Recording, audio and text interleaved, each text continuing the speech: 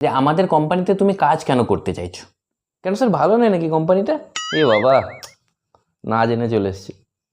আরে না না, ওটা বলছি না, আমি বলছি আমাদের কোম্পানিতে তুমি ইন্টারভিউ কেন দিতে এসছো? ও আচ্ছা আচ্ছা, এখানে ইন্টারভিউ দিতে আসার কারণ, আমার বরাবরই স্বপ্ন ছিল আমি বড় কোম্পানিতে কাজ করব, খুব বড় কোম্পানিতে। কিন্তু বড় কোনো কোম্পানি নিচ্ছিল না, তাই ভাবলাম এখানেই চলে আসি।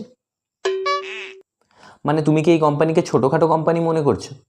না স্যার, আমি আগে না অতটা শিওর ছিলাম না, আমি সবাইকে বাইরে জিজ্ঞেস করছিলাম যে এটা বড় কোম্পানি না ছোট কোম্পানি, কেউ বলতে পারছিল না। তো আমি ডাউটে ছিলাম, তারপরে আপনাকে যখন স্কুটার নিয়ে ঢুকতে দেখলাম তখন অনেকটা শিওর হয়ে গেলাম। তো বলো, কত বছরের এক্সপিরিয়েন্স? এক্সপিরিয়েন্স 2 বছরের লিখে নিন, এটা ভালো না লাগলে তখন চেঞ্জ করে নেব।